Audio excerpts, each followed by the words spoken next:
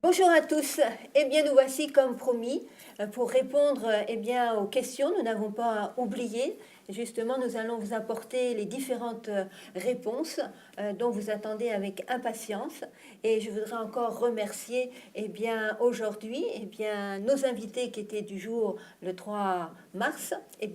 Comme vous les voyez là, en chair et en os, peut-être à travers la vidéo, ils ont répondu avec joie pour être là ensemble et répondre à vos questions. Donc, je vais les présenter. Karel, tu vas te présenter tout seul. Karel Dantener, je suis pasteur et je travaille à l'Union franco-belge. Et quelques départements. Quelques départements. Alors, ensuite... Bon, Pedro Torres, pasteur pareillement, et aussi travaille à la Fédé Nord avec mon collègue qui vient à la suite. Voilà, je suis Mathieu Fury et qu'est-ce que je vais dire? Je suis le pasteur de l'église de Damary-les-Lys. C'est déjà pas mal. C'est déjà pas mal. Alors, après ces présentations, nous allons donc commencer par une première question. Alors, qu'est-ce que tu peux nous dire sur cette question qui a été posée, Karel? Comment se passe l'organisation d'une église? Je pense que le jeune qui a posé cette question pense surtout à la création d'une église locale, l'organisation d'une église locale. Normalement, il y a toujours une église mère derrière. Par exemple, si une église devient trop nombreuse, il n'y a plus de place, il n'y a plus de moyens de grandir, de même faire de l'évangélisation parce qu'il n'y a plus de place. Alors on pense à créer un groupe. On appelle ça une implantation d'une église. Ça veut dire que quelques personnes d'une église mère s'engagent à faire un travail missionnaire quelque part dans un lieu. Ça peut démarrer chez des gens, chez des personnes de l'église, un groupe de maisons qui se développe petit à petit. Et donc, pendant tout un temps, ce groupe va se développer jusqu'au moment que la fédération voit que ce groupe a vraiment un potentiel pour devenir une église. Alors, à un certain moment, ce groupe est reconnu, c'est-à-dire c'est toujours l'église mère qui est responsable pour soutenir ce groupe. Ce n'est pas encore une église, mais à un moment donné, l'église mère demande à la fédération, donc dans ce cas-ci la Fédération France-Nord, que ce groupe reçoit le statut d'une église. Et donc ça c'est fait à une occasion, ça peut être une assemblée ou un congrès spirituel ou quoi. Alors à un moment donné, ce groupe devient église, c'est-à-dire avec un pasteur attitré ou un référent, avec des anciens, avec des nominations, des départements, etc. etc. Et à ce moment-là, ce groupe est devenu une entité autonome. D'accord. Voilà. Bien, merci. Merci pour toutes ces précisions. Et il y a plusieurs groupes les dernières années qui ont été formés comme ça. Je pense à un groupe que j'ai bien connu, le groupe des Tamouls. Ah oui. À Sarcelles. Voilà, ils étaient groupe et entre-temps, ils sont devenus église. Voilà. D'accord. Merci. Maintenant, Pedro, justement, il a dit, est-ce que c'est difficile d'organiser, de mettre en place, par exemple, un culte, les chants, qui peuvent accompagner, je suppose, le DS, ou bien la partie prédication et autres. Et puis, il est dit aussi, pour les sketchs, alors peut-être des animations, est-ce que c'est permis ou autre? Et puis, il nous est parlé aussi des dîmes. Alors, est-ce que c'est compliqué tout ça à mettre? Non, pas du tout, bien sûr. Dans le manuel d'église, on a comment est-ce qu'on doit organiser une église et on peut dire toutes les parties du déroulement d'une église. Mais normalement, on parle toujours des deux blocs, le bloc de l'EDS et le bloc du culte. Et on a toujours les responsables des plusieurs départements. Il y a le département des louanges, des liturgies, le département des DS qui va prendre soin de certaines parties.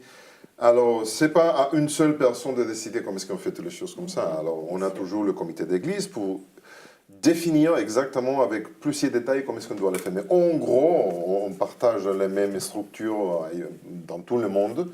Ces deux gros blocs de structures dans l'église. Mais après, ça dépend de chaque pays, de chaque fédération. de définir plusieurs petits détails. Alors, par exemple, en Espagne, que c'est le pays d'où je viens, la louange n'est si importante comme ici en France. Ici en France, la louange, il y a des églises que c'est presque la moitié du culte. Et l'autre moitié, c'est de la prédication. À l'Espagne, la louange, c'est qu'un petit morceau, c'est un 25%, et les 75%, c'est des prédications parlées, c'est différent. Mais on voit que ça reste toujours. Alors, on a les diacres, les diaconaises, les anciens d'église qui vont vous aider toujours à définir comment est-ce qu'on fait les choses. Alors, il y a quelqu'un qui devient responsable de chaque petit morceau, et avec cette distribution, chacun connaît quel est on peut dire son devoir, et de cette façon, nous garantissons que le programme de sabbat sera toujours bien conduit, avec aucun type de problème. Après, c'est le département des trésoreries qui prend soin de tous les dîmes, les offrandes, et on le remet dans la banque, etc., etc. Alors, c'est toujours tout bien maîtrisé, il n'y a pas de soucis, et s'il y a quelques doutes, on a toujours les anciens et le comité d'église pour évaluer ou décider quelque chose ou suggérer des modifications. Mais toujours les structures, la grosse structure, je trouvais pareillement, Sud-Amérique, Afrique, États-Unis, ou tous les continents où je voyageais, toujours trouvé la même structure en gros. Oui, oui. Juste une précision par rapport quand il y a eu le ramassage des dîmes et des offrandes. Oui. Qu'est-ce qui se passe? Parce que souvent on voit, c'est mis, voilà, soit pour la collecte, mais après on voit que c'est emmené, mais c'est emmené où? Est-ce que l'argent, elle est mis comme ça quelque part? Est-ce que c'est compté? Il y a toujours un minimum de 2 personnes qui, on peut dire, supervisent que prend soin des dîmes et des offrandes. Alors, on ne peut pas jamais permettre qu'une seule personne reste avec ça. Jusqu'au moment qu'il y a une attestation de quelque façon. Alors, nous ramassons les offrandes, les dîmes, et après, nous prenons le trésorier ou l'adjoint de trésorier avec un diacre ou diaconaise, et ils vont raconter la quantité d'argent qui aura été ramassée, et tous les deux vont signer combien d'argent, mais pas seulement combien le total, mais aussi combien de monnaie, d'espèces, de billets, de pièces différents. Alors il y a toute une attestation pour certifier devant 2 personnes de tout moins que ça a été comme ça. Alors après, c'est le trésorier qui prend ça et qui l'emporte aux banques. Mais c'est impossible pour le trésorier de tromper la Fédé parce qu'il y a déjà on peut dire une attestation, un certificat, quelque chose signé par 2 personnes qui dit voilà, on a compté ensemble et ces quantités doivent correspondre à ce qui a été amené à la banque. Alors nous assurons toujours que tout est bien fait en fidélité devant Dieu et devant les hommes, bien sûr. D'accord, merci beaucoup pour ces informations. Alors maintenant, Mathieu, voilà, qu'est-ce que tu pourrais nous dire sur cette question? Il est dit, bien sûr, c'est une question souvent qui revient chez nos jeunes, et je dirais même les moins jeunes.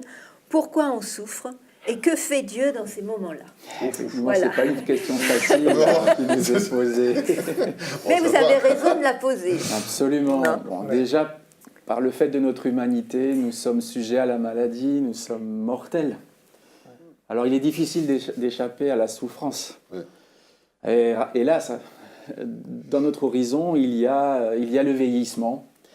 Avec... On se regarde. Et oui, ça fait partie de l'horizon de l'homme. L'homme est conscient qu'il va mourir un jour. Alors, même si on veut l'oublier, bon... Ça reste une réalité et de temps en temps, on perd des êtres chers et voilà, et cela nous fait mal. De temps en temps, on tombe soi-même malade, de temps en temps, on se fait mal, on peut être victime d'un accident. Donc, on vit dans un monde instable, on vit dans un monde qui est tombé entre les mains d'une créature aussi malfaisante, nous dit la Bible, qui a pour nom Lucifer et qui, hélas, aussi, je dirais, en rajoute une couche. Parce que, comme on le voit dans le livre de Job, il s'est acharné contre un serviteur de Dieu, alors que cet homme ne méritait pas de souffrir. Oui, donc la question qui est sous-tendue, c'est mérite-t-on de souffrir? Pas forcément. Parfois, on souffre parce qu'on transgresse les lois de la santé, les lois de la vie. Bien sûr, ce sont des conséquences. Et hélas, oui, on subit les conséquences de nos folies. Oui. Et de notre entêtement. On pense à nos premiers parents, Adam et Ève, ils n'ont pas tenu compte de l'avertissement de Dieu. Alors voilà, quand on ne tient pas compte d'un avertissement bienveillant, ben, on s'expose au danger et parfois même à la mort. Mais il n'y a pas que ce type de souffrance, il y a aussi vraiment une souffrance totalement injuste, inexplicable, absurde. Et Job en a été la victime, et peut-être que tu en es la victime aussi. Enfin, tu ne sais pas pourquoi ton frère ou ta sœur est décédé subitement je sais pas, dans un accident ou d'une maladie orpheline, ou pourquoi tu as perdu un parent, un être cher, un camarade de classe. C'est pas évident. Non, Ce sont des questions qui restent parfois en suspens, et nous, en tant que chrétiens, nous avons une espérance. Nous savons que Dieu va solutionner toutes choses. Enfin, il est en train de conduire le monde vers un aboutissement, et il a lui-même assumé la souffrance, toute la souffrance du monde. Pour pouvoir la solutionner, il a fallu quelque part, qu'il vienne dans notre situation, qu'il assume notre souffrance, qu'il la prenne sur lui, et qu'il l'emporte très loin, qu'il la détruise d'une certaine façon, sur la croix. Ça s'est passé sur la croix. Alors, c'est difficile après, bon, je pourrais dire beaucoup de choses, et mes collègues, mes amis qui sont là aussi, mais alors que fait Dieu? Je crois que Dieu, ce qui vient, c'est surtout soulager ceux qui souffrent. D'ailleurs, il l'a dit dans un psaume, hein, l'Éternel est près de ceux qui ont le cœur brisé. L'Éternel est près de ceux qui ont le cœur brisé. Et même si je souffre des conséquences de mes mauvais choix, Dieu ne va pas m'abandonner. Ça, c'est important de l'entendre.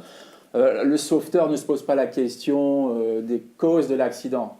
Peut-être qu'il va aller au secours d'un ivrogne ou de quelqu'un qui, voilà, hélas, a conduit dans de mauvaises conditions et a, par exemple, pris la priorité à un autre automobiliste. Le sauveteur ne se pose pas cette question. Il va au secours des accidentés. Voilà. Dieu, il fait la même chose. On est tous, de certaines façons, des accidentés. Dieu vient à notre secours. Voilà ce que je peux, en quelques minutes, répondre à cette question. Je ne sais pas si vous voulez ajouter quelque chose. Quand moi je lis les évangiles, je vois que Jésus guérit beaucoup. Il fait pratiquement que des guérisons.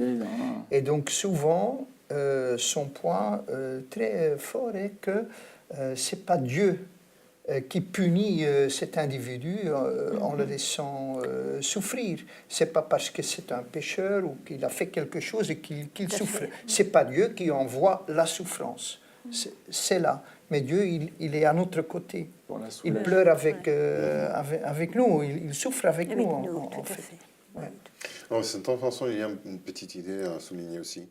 C'est que même si nous ne méritons pas la vie, et Dieu nous prolonge la vie, et même si nous ne le méritons pas, parce que de cette façon, nous avons une deuxième opportunité pour revenir envers Dieu. Et c'est pour ça que même Dieu a valorisé, on peut dire, à mesurer le pro, les cons, on peut dire, il a dit, je crois que ça vaut la peine de prolonger la vie sur cette terre, même malgré la souffrance, parce que de cette façon, je donne de la chance à tout le monde pour avoir ou récupérer la vie éternelle.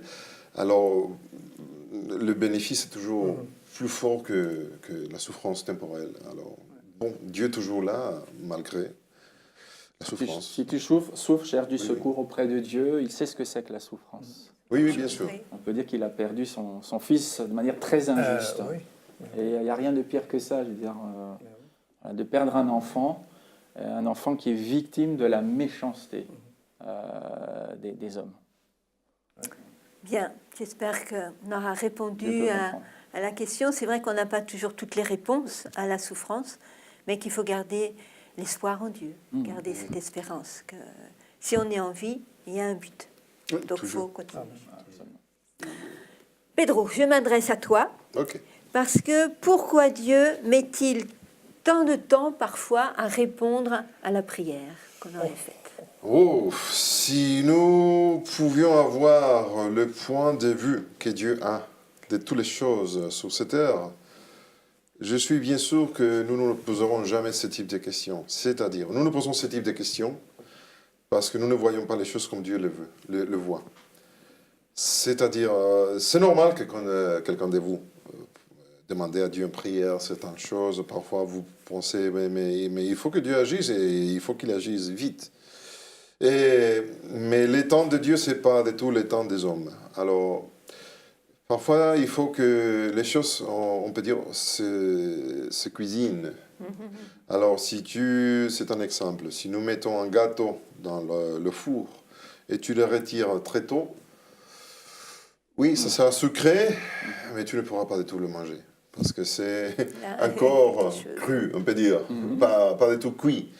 Alors, parfois, Dieu doit attendre que nous devenons un peu plus mûrs, préparés pour recevoir les bénédictions que Dieu a déjà préparées en avance pour nous.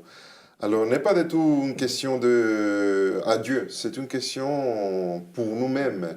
Alors, pourquoi est-ce que Dieu ne répond assez vite comme j'aimerais bien? Peut-être parce que Dieu attend que je change quelques petites choses dans ma vie, ou que j'apprends à patienter un peu, ou que Dieu attende à me donner les choses dans l'instant que ça va me bénéficier plus que si je le reçois maintenant. Et alors, il n'y a pas une seule réponse. Je crois qu'il y a de centaines et centaines de réponses à ce type de questions. Et ça dépend de chacun de vous. Il y a des situations uniques. Aucune situation c'est pareille aux autres. Alors, bien sûr, je suis bien sûr que Dieu écoute toutes les prières. Et Dieu répond, écoutez bien, répond toutes les prières. Mais parfois, il répond d'une façon que nous ne comprenons pas. Et je ne rappelle exactement la citation, la référence de cette citation, mais je rappelle que Ellen White, il a dit une fois, et les prières que Dieu a répondues avec en silence, ces prières comptent avec les meilleures bénédictions que nous avons jamais reçues. Je n'arrive à comprendre pas pourquoi, mais c'est bien sûr que parfois Dieu préfère de dire ou bien pas encore, ou bien il faut que tu reformules.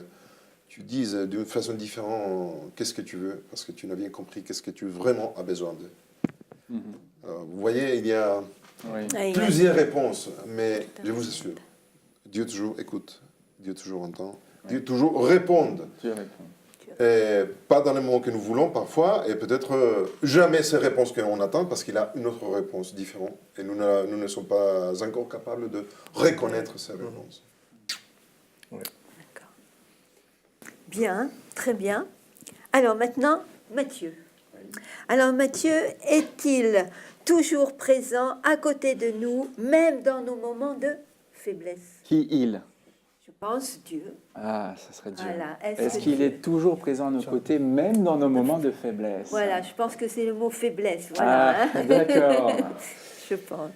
Mais Jésus, avant de quitter ce monde, a fait une promesse. Il a dit qu'il ne le quitterait pas. Voilà.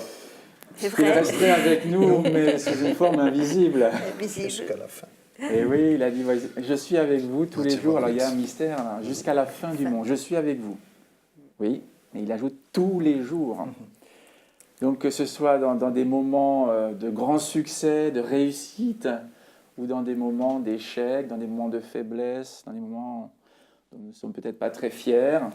On peut aussi y voir ici les fautes morales que nous pourrions commettre. Et Dieu est extrêmement patient. Dieu a une très très grande patience. Et il nous aime à ce point qu'il reste à côté de nous dans toutes les circonstances de la vie. D'ailleurs, il a fait une promesse, et justement nous accompagner jusqu'à notre mort. Il y a ce fameux psaume 23 qui dit « Quand je marche dans la vallée de l'ombre de la mort, eh bien, tu es avec moi, tu veilles sur moi. » Il y a aussi une autre belle promesse qu'on trouve dans le livre du prophète Ésaïe, c'est au chapitre 46, et c'est Dieu lui-même qui parle. Chapitre 46, verset 4, il dit ceci, « Jusqu'à votre vieillesse, donc jusqu'à la fin de votre vie, je serai le même, je ne changerai pas. » Donc quoi qu'il arrive, jusqu'à votre vieillesse, dit-il, je vous soutiendrai. Je l'ai fait et je veux encore vous porter, vous soutenir, vous sauver. Donc, il fait tout son possible pour qu'en aucune circonstance tu ne te sentes abandonné. Cette promesse revient souvent dans la Bible. À plusieurs reprises, Dieu dira « Je ne t'abandonnerai pas, je ne te délaisserai pas, quoi qu'il arrive. » C'est justement dans les circonstances difficiles que l'on teste ses amis. Souvent, les faux amis vous abandonnent quand Tout à tout fait. va mal, hein, quand vous avez des ennuis, ils vous abandonnent. Mais Jésus, on pourrait dire Dieu aussi, parce que c'est le Fils de Dieu, eh bien, ne nous abandonnera jamais. Il est toujours présent à nos côtés par son esprit, de manière spirituelle. Il est invisible, mais il est bien là pour nous soulager, pour nous encourager, et en toutes circonstances. Alors, quand on pêche, quand on a un sentiment de culpabilité, là aussi, il faut lui parler, il faut lui ouvrir notre cœur et lui dire, Seigneur, pardon, j'ai péché contre toi. Veuille, s'il te plaît, prendre sur toi mon fardeau et me donner à nouveau la paix. Ça, c'est dans ces moments de faiblesse, c'est là qu'on a encore plus besoin de lui que lorsque on se sent fort et qu'on a l'impression de marcher sur les sommets des montagnes. Tout à fait, tout à fait. Et parfois, il est dit que même Dieu, parfois, nous utilise dans ce que nous pensons être le plus faible. Oui. Et C'est voilà. l'apôtre Paul qui disait ça, quand je Oui, suis hein, faible, c'est alors que je suis fort. suis fort. Et il se vantait d'être faible, Oui. d'avoir des faiblesses pour que Dieu puisse le fortifier et qu'il Oui, apprenne magnifique. à compter sur Dieu et non sur Voilà. lui-même. et ses propres Voilà, c'est forces. ça. Ouais. Merci, oui. Oui, oui. C'est un très beau passage. Exactement. Bien. Alors, Karen, Oui. hein, il va falloir que tu parles aussi, Oui. hein, quand même. Hein. Voilà, alors, il va parler, et alors là, c'est un sujet qui était revenu plusieurs fois. Comment peux-tu leur expliquer la Trinité? Qui sommes-nous, êtres humains, pour expliquer Dieu? D'ailleurs, ça me surprend un peu qu'un jeune ou un ado pose cette question. Mais c'est vrai que tout au long de l'histoire de l'Église, les chrétiens et les institutions et les théologiens se sont posés des questions. Dans la Bible, bien sûr, dès les débuts, on voit par exemple que le nom de Dieu est en pluriel, Ah oui, en pluriel, oui. et le nous, à notre image, hein, donc on peut lire des choses pareilles. Dans le Nouveau Testament, je pense à Jésus qui parle à son Père, qui promet le Saint-Esprit, Ah oui. le Paraclète. Je pense à Matthieu 28, justement, où il nous donne le mandat, notre mission, c'est de faire des disciples, de les baptiser au nom du Père, du Fils, du Saint-Esprit, etc. Et donc, dans les épîtres de Paul et de Pierre, on voit beaucoup de références aux trois personnalités, je veux dire, de la divinité. C'est vrai que le mot, et ça c'est peut-être un piège, le mot Trinité ne se trouve pas dans la Bible. Hein.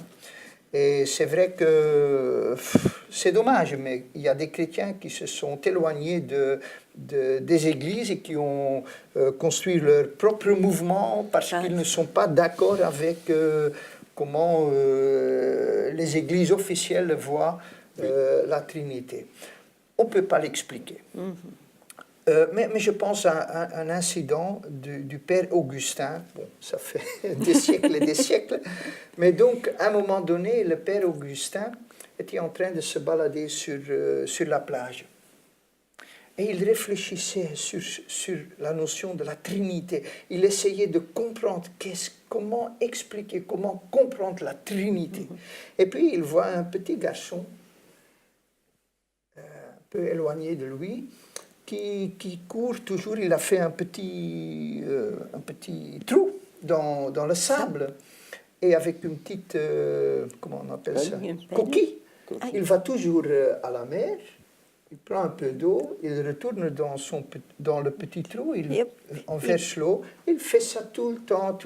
Et Augustin le regarde, il dit, mais qu'est-ce qu'il fait ce petit garçon? Et il est en train de réfléchir sur la Trinité. Et puis il s'approche du petit garçon, il demande, mais gamin, qu'est-ce que tu fais? Ah, il dit, je vide la mer. Ah, je vide la mer, je mets la mer dans le petit trou.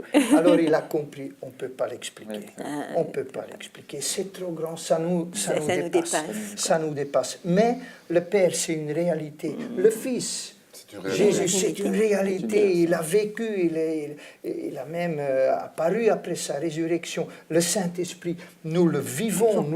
C'est l'Esprit de Jésus qui est avec nous. Hein. Donc, ce sont des réalités. Mais l'expliquer, eh ben, moi, je n'arrive pas. On va avoir besoin à l'éternité Pour pouvoir... et je pense jamais. Parce que Dieu, c'est tellement grand, c'est tellement puissant. Voilà.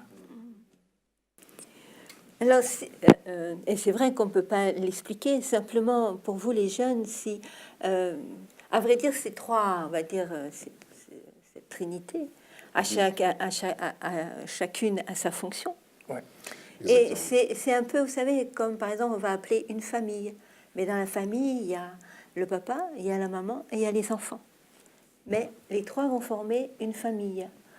Et les trois auront des rôles à jouer différemment au fur et à mesure.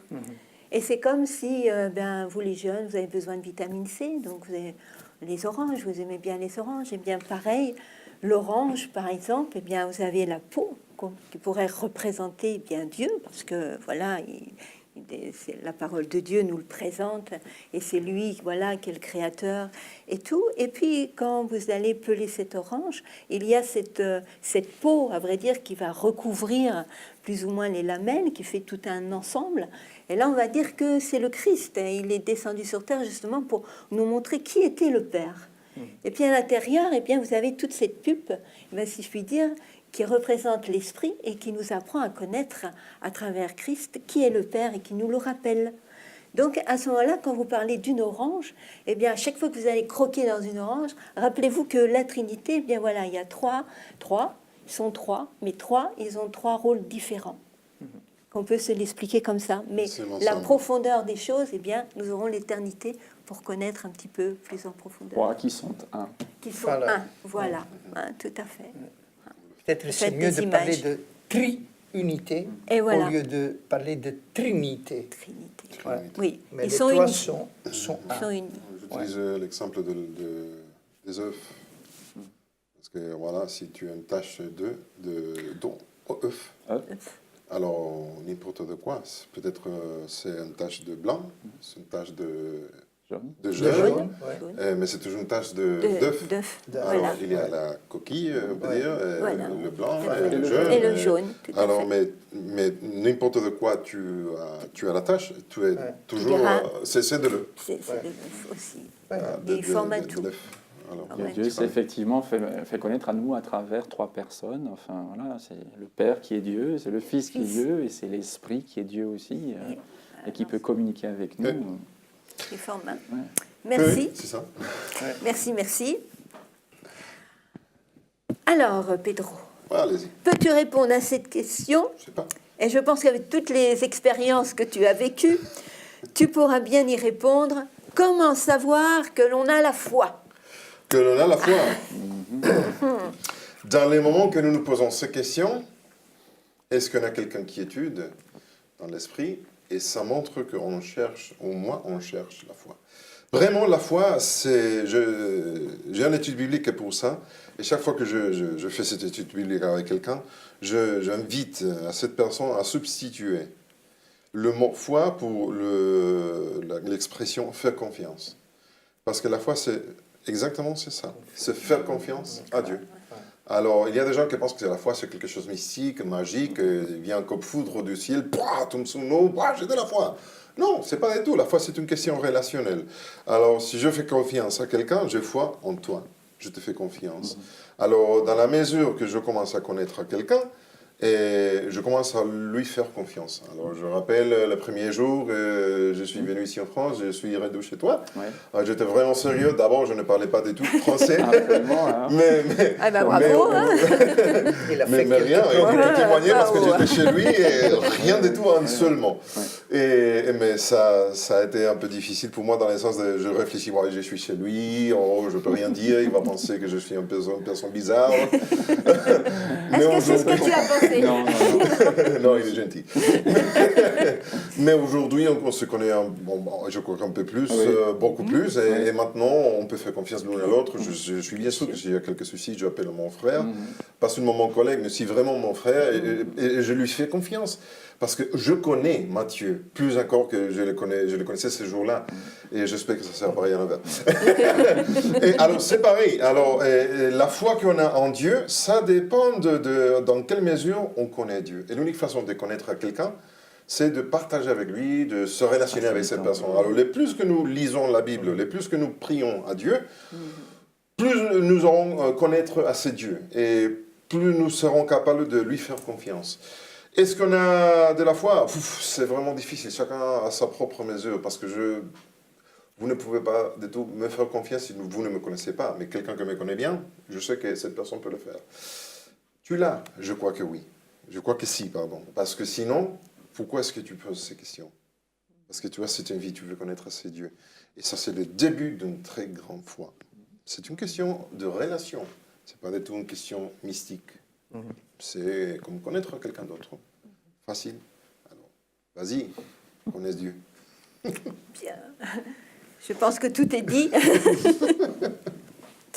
Alors, eh bien, c'est Karel. Ouais. Alors, Karel, est-ce que tu sais la question que je vais te poser? Non. Non. On va la découvrir ensemble. Alors, comment s'engager ou bien être prêt pour le baptême? Ah, ça suit la foi, là. Hein? Oui, ça suit la foi. Ouais, Comment être prêt pour le baptême. Est-ce que nous sommes jamais prêts? Ouais. C'est une autre question. Le baptême, c'est un enterrement. Ah, ça commence bien, hein, Karel. Bibliquement parlant, hein, c'est un baptême par immersion. Bien C'est sûr. un enterrement dans Oui, un... oui, oui, tout à fait. fait des Voilà, funérailles. donc, Oui, oui. et pour être enterré, c'est peut-être le problème. Il faut être Prêt. mort. Mort. Si on n'est pas mort, on va enterrer quelqu'un vivant. Ça, c'est terrible. Hein. Moi, j'ai baptisé beaucoup de jeunes et de personnes dans ma vie. Peut-être que j'en ai enterré vivant. Je ne sais pas. On ne le sait pas parce qu'on ne peut pas lire dans le cœur de Oui, l'homme. oui, bien sûr. C'est clair. Donc, quand est-ce qu'on est prêt? C'est vraiment entre la personne et Dieu lui-même. Bon, je reviens à ce texte de tout à l'heure, Matthieu 28, où Jésus dit « Faites des disciples, puis baptise, et puis enseigne, etc. » Donc, ces trois vont ensemble dans cet ordre. Alors, ça commence avec être disciple. Ce n'est pas parce que je connais toutes les informations théologiques, toutes les doctrines, tout ce que je peux étudier à l'école du sabbat ou ce que je peux trouver dans n'importe quel livre, que je suis prête pour le baptême. Je peux avoir une connaissance de tout ça sans avoir une relation avec Jésus, avec mon Seigneur. Je peux avoir toute cette connaissance et ne pas être disciple. Disciple veut aussi dire discipline. Donc un disciple, il suit le maître. Donc on n'est jamais disciple sans un maître. Si j'accepte mon maître, Jésus, et moi je veux le suivre, je veux donner ma vie, je veux lui mettre au premier plan, je pense que je peux être prête pour le baptême. Parce que le baptême, ce n'est pas quelque chose qui vient à la fin d'un processus de sanctification. Le baptême, c'est une naissance. On est un nouveau-né. Tu parlais de mort tout à l'heure, là. Oui. Je suis sûr que le jeune qui a posé cette question, il a envie de vivre. Mais quand je parle de mort, c'est-à-dire enterrer ma vie ancienne et recommencer à nouveau, mais une vie à nouveau avec le Seigneur. C'est une nouvelle naissance. D'ailleurs, le terme est employé par Jésus quand il parle à Nicodème. Mais donc, il faut quelque part que mon je, mon moi, mon ego est mis de côté. Bon, c'est vrai aussi que, et c'est Martin Luther qui a dit, l'homme ancien, il sait nager. Donc, même après le baptême, ça ne veut pas dire que... Oui, Il bien pourrait sûr. ressusciter.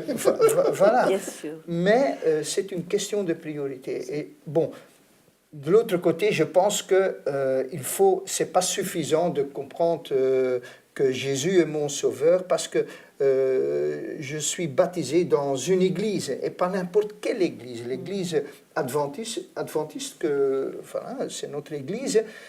C'est pas n'importe quelle église. Donc il faut quand même avoir un minimum de connaissances aussi. À quelle famille d'église, à quelle famille spirituelle est-ce que je m'engage. Mais encore une fois, c'est une question de cœur, pas seulement cognitif, pas seulement cérébral, mais c'est une question de relation. D'ailleurs, Pedro l'a bien dit tout à l'heure. Voilà. D'accord. Merci beaucoup. Et justement, il va y avoir une suite avec Matthieu, puisqu'il était demandé, Matthieu, eh bien, comment cela se passe-t-il après le baptême? Alors, je suis désolée les jeunes, mais c'est pas Matthieu qui va répondre, c'est Pedro.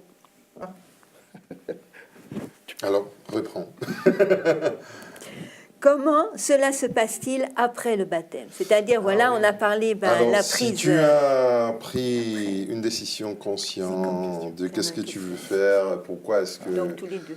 tu t'es baptisé, alors, la suite, c'est une histoire d'amour. Parce que pour moi, le baptême, c'est une reconnaissance d'une relation amoureuse. C'est-à-dire, bon, l'histoire dans la Bible, le parcours du peuple de Dieu, ça s'agit toujours, je viens récemment de parler de ça, dans Marie, c'est un parcours d'amour, c'est-à-dire Dieu s'engage avec nous, et c'est à nous de répondre à cet amour ou pas. Alors, je pose le même exemple, c'est comme le jour que je me suis marié avec Susanna, ma femme. Alors, d'abord, il faut voir, tu choisis quelle femme tu penses que tu conviens ou pas, mais une fois que Dieu te présente la personne que c'est pour toi, et la question n'est plus si cette personne me convient ou pas. Je me pose la question, quel jour je vais me marier avec cette femme, parce que je vais tout faire pour changer ma vie, pour vivre avec elle, parce que je sais que mon bonheur, c'est à ses côtés. Et alors, dans cet instant, je n'ai aucune envie de continuer à vivre comme j'ai vécu jusqu'à maintenant. Je veux commencer une nouvelle vie avec elle, avec ma femme, avec Susanna. Et depuis ce jour, tous les jours, je me pose la même question. Est-ce que serais-je aujourd'hui capable de remarier Susanna? Tous les jours. Chaque jour. Et avec Dieu, c'est pareil. Alors, après les mariages, après les baptêmes, c'est une question de continuer à expérimenter cette histoire de je trouvais une nouvelle vie, je sais que je suis engagé avec Dieu, il est avec moi tous les jours. Alors, posez-vous la question, vous que vous êtes déjà baptisés, est-ce que vous avez l'envie de vous rebaptiser aujourd'hui? Vous n'avez pas besoin de le faire, vous comprenez? Mais est-ce que vous avez ce sens de si je pourrais le faire, j'aimerais bien de me rebaptiser aujourd'hui. Alors ça c'est la vraie suite. Il y a des jours en haut, il y a des jours en bas, il y a comme ça, mais c'est normal. Mais on ne va jamais regretter ce type de questions. Avec la suite, c'est la continuation des fiançailles, mais avec plusieurs avantages, on peut dire. Alors je sais que je suis engagé avec Dieu, il est encore plus engagé, si on peut dire, avec moi, parce que je l'ai autorisé de certaine façon, à travers le baptême, d'agir dans ma vie d'une manière plus directe. Alors, c'est une aventure, la vie après du baptême, parce que c'est la suite. Et voilà, oui. Et justement, il y a une question qui ressemble un petit peu, c'était comment se comporter après le baptême. Alors, je pourrais ajouter aussi... qui se complète, quoi. Une réponse complémentaire à celle de Pedro qui est très juste, et situe sur le plan relationnel, mais je veux dire, après le baptême, on devient aussi membre. Enfin, bien sûr. Voilà. C'est la partie par le fait même du baptême, en fait, on intègre une communauté de foi et on en fait partie. Et donc, en tant que tel, eh bien, on a la possibilité de participer à tous les projets d'église en tant que membre de cette église. Donc ça nous permet de prendre plus de responsabilités, de nous engager un peu plus loin. C'est vrai que c'est à la fois ce qu'on vit après le baptême et la continuité de ce qu'on vit avant, mais en même temps, l'engagement, il va plus loin. Et on est plus proches, voilà, les uns des autres. Et donc, tu auras la possibilité, par exemple, après ton baptême, d'accepter des responsabilités. Et c'est un honneur. Ah bah oui, C'est tout un à fait, honneur qu'on tout te à fait. fait. Si une fois baptisé, on te propose, par exemple, de participer à la liturgie, de rejoindre la chorale, ou je ne sais pas, de conduire les chants, de jouer de la musique, d'animer les sections de jeunesse, c'est un privilège et ne recule pas devant cette invitation que Dieu te fait à le servir. Voilà, tu vas pouvoir aller plus loin encore dans le service. Oui, oui. De même que un homme marié avec son épouse, on pourra aller un petit peu plus loin. Bon, c'est ça, ce sont Dans des leur privilèges. Oui, tout à fait. Ce sont des Oui, oui, privilèges. privilèges, Et les voilà. privilèges ont des responsabilités Qui vont avec les attachées. responsabilités. Exactement, c'est ça. Alors le comportement, laisse-toi conduire par le Seigneur, je veux dire, tu auras le plaisir de collaborer avec lui, de vivre pour lui en tant que son représentant. Et donc il faudrait que tu cultives cette fierté d'appartenir à la famille de Dieu, d'être un fils du roi de l'univers, d'avoir vraiment une place de choix dans son cœur, dans sa famille. Donc tu vas te comporter comme il faudra, tu désireras te comporter à la manière d'un fils de Dieu ou d'une fille de Dieu. Tout à fait. Oui. Karel, Oui. voici la suite des questions. Combien faut-il de temps pour devenir quoi, à ton avis? Je ne sais pas. Tu ne sais pas? Non. Eh bien, les jeunes aimeraient savoir aujourd'hui combien de temps il faut pour devenir un pasteur. Ah, ok. Ah. Waouh. Faut pas les décourager, hein? Ah non. C'est vrai que aujourd'hui, en tout cas dans notre union, dans notre division, on exige un peu plus qu'autrefois. Oui. Je me souviens comme moi, j'ai commencé mon parcours en tant qu'étudiant théologie. C'était suffisant de faire 3 années. D'accord. On avait une licence et après 3 années, et puis un ou 2 ans de stage, 2 années de stage, là on était pasteur autorisé. Aujourd'hui, dans notre division, notamment Collonges, Collonges sous Salève, on exige un peu plus, on exige 5 ans, 5 années d'études, donc un master. C'est vrai que déjà pendant cette période d'études, on peut participer un petit peu à des projets, ou bien chaque année au mois de janvier dans une fédération, dans un lieu, avec un pasteur qu'on choisit, un projet spécifique. Ça, c'est un stage de 3 semaines ou d'1 mois. Et puis, aussi pour les étudiants qui sont de partir de la 2e année de leurs études théologiques, ils sont engagés dans un projet missionnaire dans le bassin lémanique. Donc je parle toujours de Collonges. Hein. Si vous allez à Newbold, en Angleterre, c'est différent. Voilà. Mais on parle ici pour la FFN et pour la France. Et donc nos étudiants sont engagés dans une église Saint-Julien. Enfin, je peux donner d'autres exemples. Les radios, par exemple, aussi. Il y a plusieurs possibilités. Après ces années, donc d'abord il y a la licence, puis il y a encore le master, donc en tout 5 années. Et puis on postule, normalement une fédération t'a subventionné et tu reviens en tant que jeune étudiant dans cette même fédération. Et donc on va te confier à un directeur de stage. Et donc, tu vas travailler, collaborer pendant 1 année, 2 années, ça dépend des fédérations. Normalement, c'est 1 année, mais parfois une 2e année est exigée. Et donc, après ces 2 années, ou cette 1 année, on devient pasteur autorisé. D'accord. Et donc, tu fais ton parcours, et après un certain nombre d'années, on te propose à la consécration. Voilà. Ça dépend un petit peu les fédérations. Aux Pays-Bas, ça va très vite. En Belgique, c'est après 7 ans. En France, c'est un peu moins. Mais bon, ça dépend aussi de ton parcours. Il n'y a pas que le temps. Ton directeur de stage t'évalue, tes communautés t'évaluent, la fédération t'évalue. Voilà. Et qu'est-ce que je veux dire et justement, par exemple, un jeune, là, Oui. veut devenir un pasteur. Oui. Avant de... Enfin, il va à Collonges. Est-ce qu'il doit quand même avoir un diplôme, par exemple le bac ou autre, Oui, ou oui. il peut venir Ou comme ça? l'équivalent. Oui, bien sûr, il y a des vocations, ce qu'on appelle des vocations tardives. Ce n'est peut-être pas pour les jeunes qui nous écoutent ou nous voient maintenant, mais bon, il y en a. Pour ces gens-là, pour ces personnes-là, on trouve des arrangements. Des arrangements, Qu'ils d'accord. peuvent faire un examen, ou enfin, il y a des moyens. Mais normalement, donc voilà, il faut le bac ou l'équivalent universitaire, parce que je peux dire aux jeunes, ces études ne sont pas simples non plus. Ah bah bien sûr, Hein, il y a les Grecs, il y a l'hébreu, il y a plein sûr. de Travaux de domaines, recherche. la psychologie. Exactement. Enfin, oui, c'est pas simple. C'est pas Donc simple. il faut pouvoir étudier.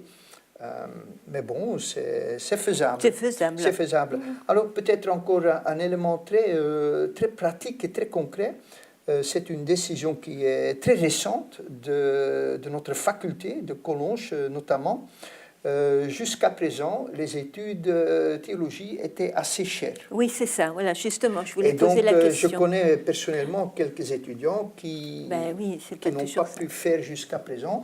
Il faut savoir que jusque l'année passée, une année d'études, donc pour un single, donc interne, tout y compris, c'était 14 300 €. Ah oui, quand même. Alors, ils ont diminué les frais scolaires avec 30%.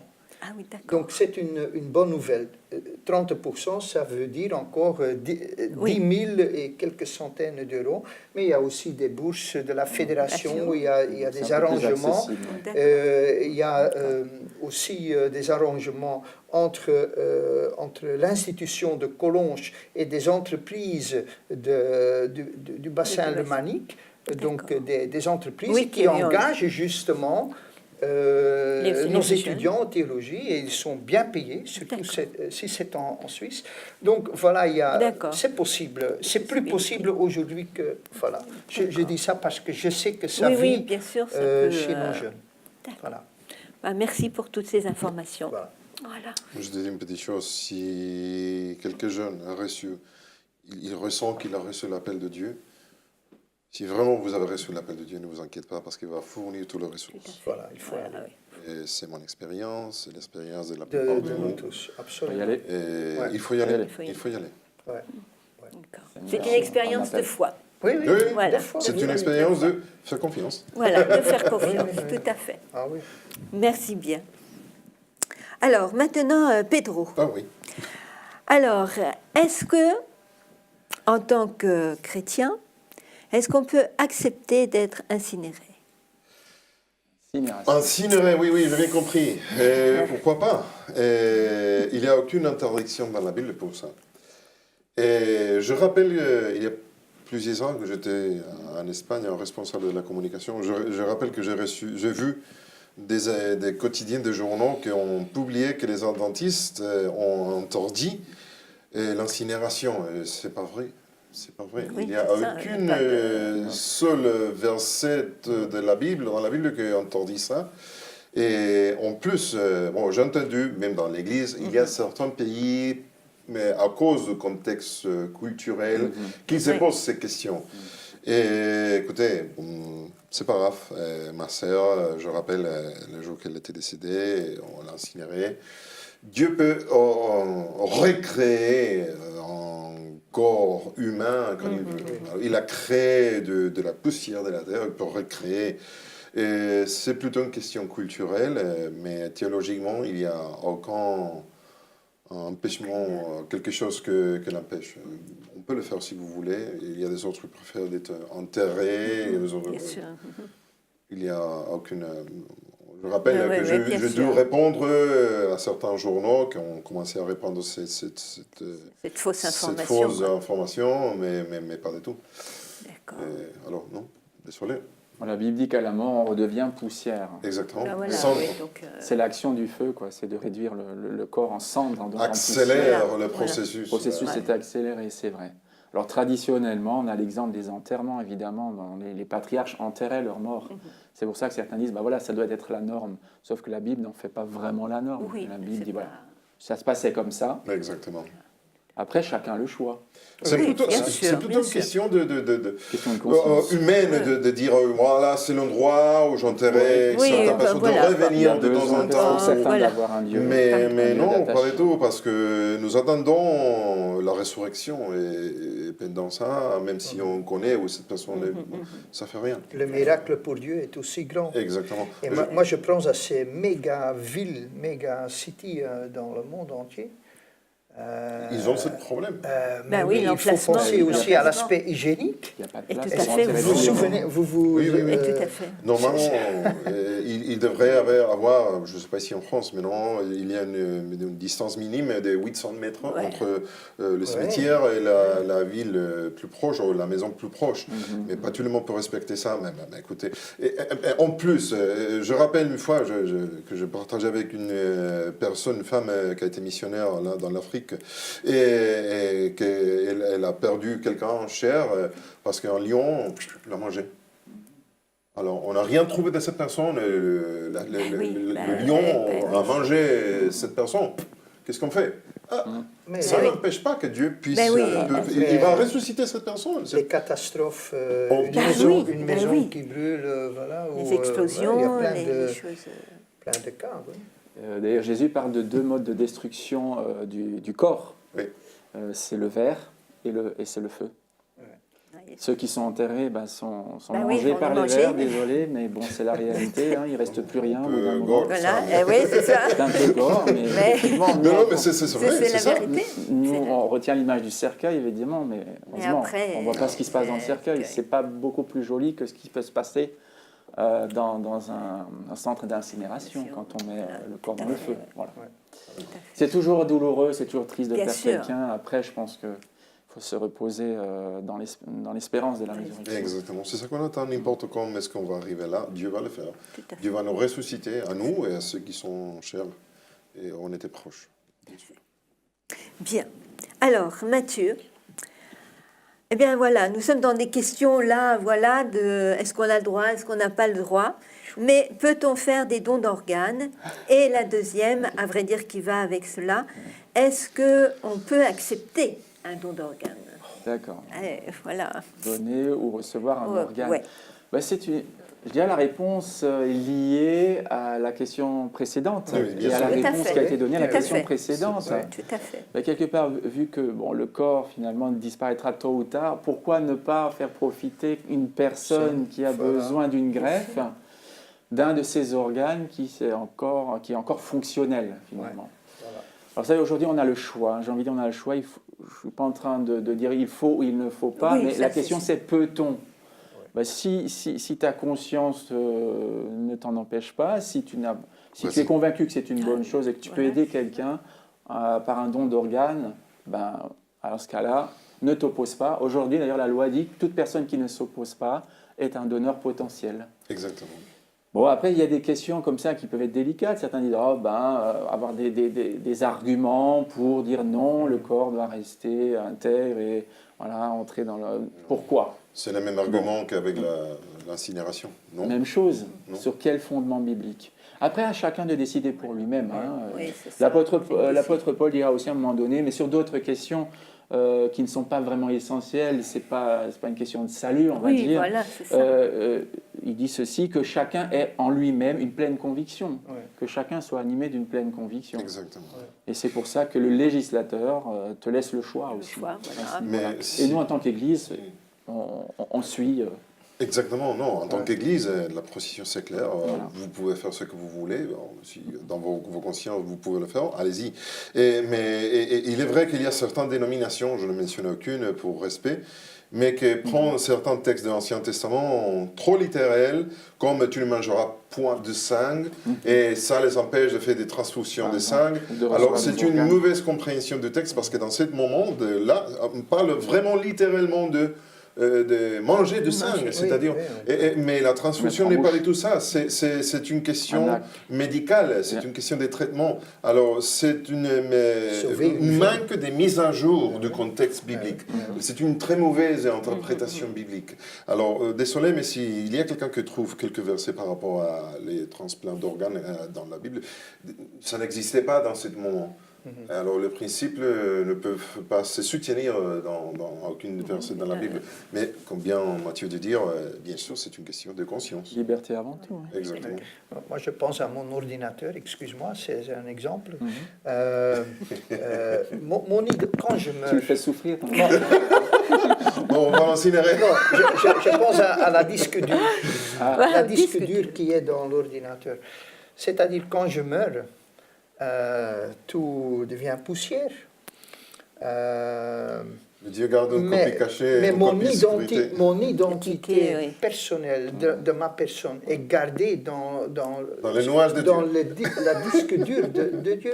Et au moment de la résurrection, Les nuages de Dieu ne fait que pousser sur un bouton et voilà, je suis là avec mon identité, Absolument. ma personnalité. Comme ce qu'il Il le n'a fait pas justement. besoin de mon cœur ou la foi ou Oui. n'importe quel organe. Il a enregistré la formule de mon ADN. Tout à fait. Et Voilà. ça suffit C'est ce pour me voilà. refaire. C'est Mais ce que je veux. mon schéma mental, mon esprit, Mais ma oui, personnalité. Ce qui est à l'intérieur d'une cellule suffit Ouais. pour, Oui. pour nous refaire. Hein. Mais oui, Ouais. mais oui. En termes Aujourd'hui, on d'information. comprend un peu plus Oui, facilement oui. toutes ces choses. C'est Et vrai, tout à pour fait. Dieu, il n'y a pas de problème. Il fait une copie sécurité dans le nuage. En Après, tout il cas, fait imprimante 3D. Il nous refait. moi, je suis quand même étonné que nos jeunes posent ce genre de questions. Hein. Excuse-moi. Parce que justement, C'est de ils la peuvent maturité. entendre peut-être diverses versions de choses, et là, Ouais. ils se disent, bon, ben voilà Ouais, des ouais. personnages qui peuvent peut-être nous aiguiller, Ouais. et qui peuvent avoir justement des réponses à donner à peut-être à certaines personnes qui disent Ouais. peut-être non. Peut-être, ouais. Voilà, Ouais. des interprétations un petit peu plus autres. Karel, alors, peux-tu répondre à cette question?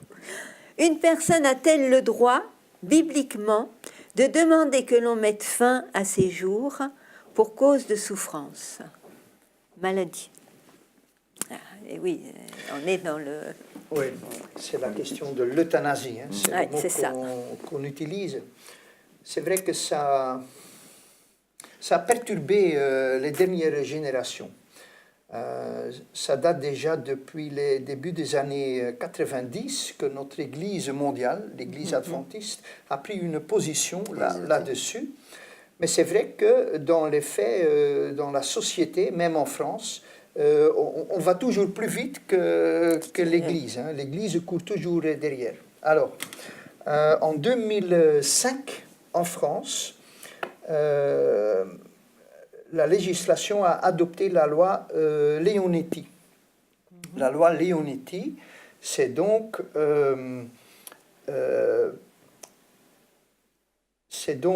soulager la souffrance, quelqu'un qui est en phase terminale. Donc, ce n'est pas une euthanasie active, mais donc c'est une euthanasie passive. C'est-à-dire, on respecte bien sûr la dignité de la personne qui est en train de mourir et qui souffre. Et donc, c'est d'ailleurs la personne même qui fait le choix, qui prend la décision. Si la personne même ne peut pas décider, c'est un proche, une personne proche. Mais donc, l'Église adventiste, parce que l'euthanasie ne se trouve pas dans la Bible. Donc, notre Église a essayé de prendre position, et donc on a pris la position des soins palliatifs. Soins palliatifs, c'est exactement ce que la loi Leonetti prescrit, c'est-à-dire on va te soulager tes souffrances par la morphine, par, voilà. Mais on ne va pas provoquer la mort, parce que ça c'est quelque part un suicide. Et donc notre Église s'est toujours positionnée très fort contre un acte euthanasie active.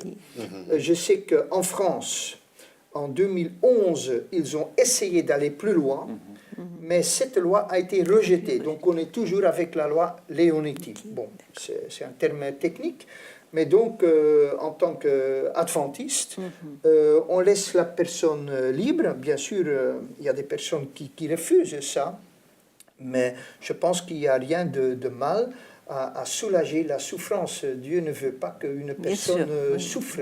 Et donc, si on veut mourir en toute dignité, ben, je pense que c'est tout à fait légitime. Voilà. Maintenant, c'est vrai que les dernières années, même au sein de notre Église, de plus en plus, il y a des personnes qui veulent aller plus loin et qui disent, oui, en fait, vers la fin de la vie, si on sait vraiment qu'on doit mourir, c'est quoi la différence? Mais bon, là, c'est très délicat. Ce sont des questions éthiques. Donc, pour le moment, voilà, on soulage soins la palliatifs. souffrance. Et c'est Voilà, vrai on aussi soulage. qu'en France, on devrait installer plusieurs points de soins palliatifs. Il y en a trop peu. Oui, c'est ça. Il y en a trop peu.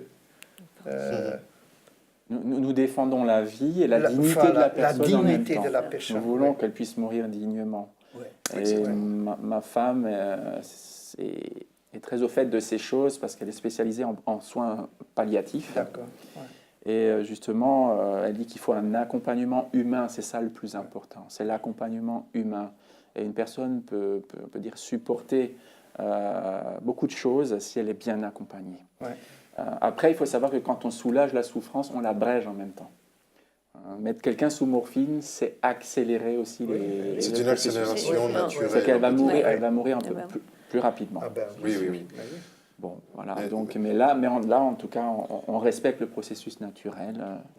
On n'oublie pas qu'il y a certains que, pour être contraire à l'euthanasie active, il prend absolument un avis qui n'est pas d'accord pareillement avec la Bible, c'est-à-dire prolonger la vie n'importe quel coup. Ah oui, Ah, bien sûr. Non, pas du tout. Alors il y a des gens qui veulent Oui, ça. prolonger la vie de ses chers chéris parce que voilà, il faut n'importe quel le prix à tout coup.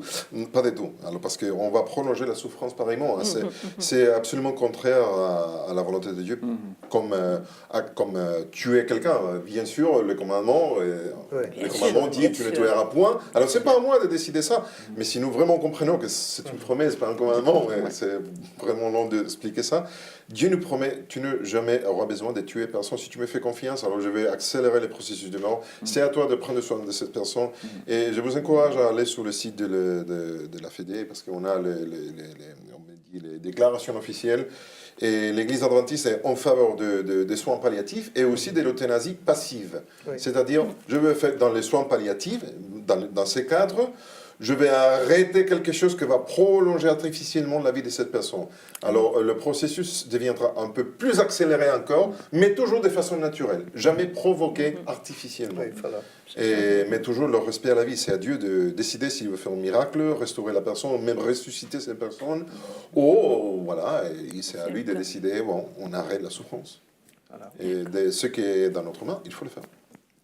D'accord. Merci pour ces précisions. Et nous arrivons donc à la dernière question qui va peut-être faire sourire, mais voilà.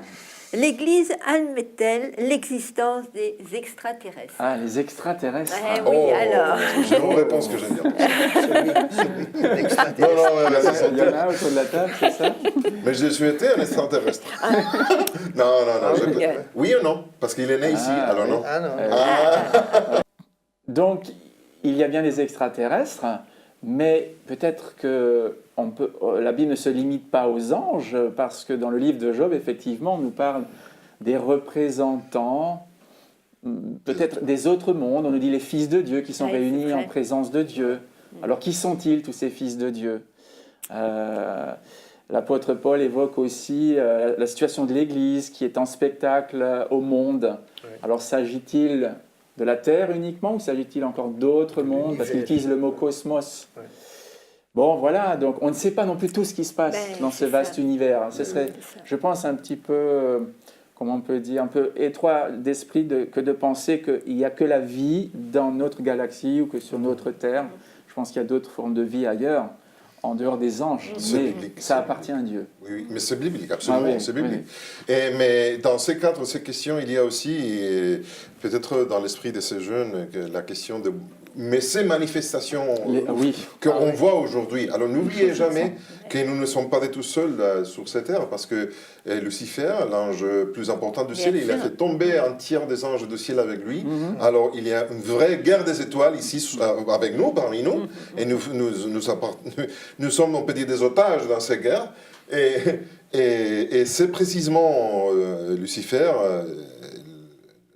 Satan et ses anges, qui sont des extraterrestres qui habitent parmi nous et que parfois ils prennent de apparences humaines et ils se montrent de temps en temps. Alors s'il y a quelques phénoménologies de tout ça, ou bien soit d'origine humaine, parce que ça a été fait pour les États-Unis, la Russie, je ne sais pas, tous les pays qui sont plus avancés, ou bien soit Lucifer et ses anges qui ils veulent tromper l'humanité. Oui, Ils nous imitent. ces esprits sont capables de prendre des formes humaines, on Ils le nous sait. imitent. Hein. Oui, Ils nous observent. Mais ils nous observent et parfois ils vont se montrer d'une façon que tu vois, ce sont comme des extraterrestres. Et ils vont prendre peut-être quelques avantages pour tromper ceux qui ne croient pas en Dieu et pour, tu vois, pour les tromper, pour Les tromper, oui, les oui, guider pour, d'une façon incorrecte, on peut dire. Alors, oui, si quelqu'un me montre une vidéo, j'hésite parce que peut-être c'est vrai, mais j'hésite plutôt de quelle est l'origine de Quelle tout est ça. la source. Alors, parce que c'est comme le spiritisme. Avant, ça a été le spiritisme, aujourd'hui, c'est l'ufologie. Mais tout ça a une origine que c'est pas du tout. Moi, je vous dirais, ne les craignez pas. Ne les craignez pas. Non, pas du Parce que ceux qui sont avec nous sont en plus grand nombre que Tout ceux à qui fait. sont avec eux. Exactement. Tout à fait, tout Mais- à fait. C'est vrai que Ne mélangez pas, pareillement. les extraterrestres, on peut dire, sont parmi nous. Mais nous ne devons pas les craindre. C'est Exactement. ça, tout à fait. Ah ben. Eh bien, écoutez, sur ces bonnes paroles, j'espère eh bien, voilà, que vous avez eu les réponses que vous attendiez. Et puis, eh bien, écoutez, si jamais vous aviez encore d'autres questions, vous pouvez les envoyer donc à la Fédération France Nord, au département MAE. Et je pense que eh bien, voilà, ces personnes présentes seront ravies d'y répondre. Sur ce, eh bien, on vous dit au revoir. Au revoir. Au revoir. À la prochaine. À la prochaine.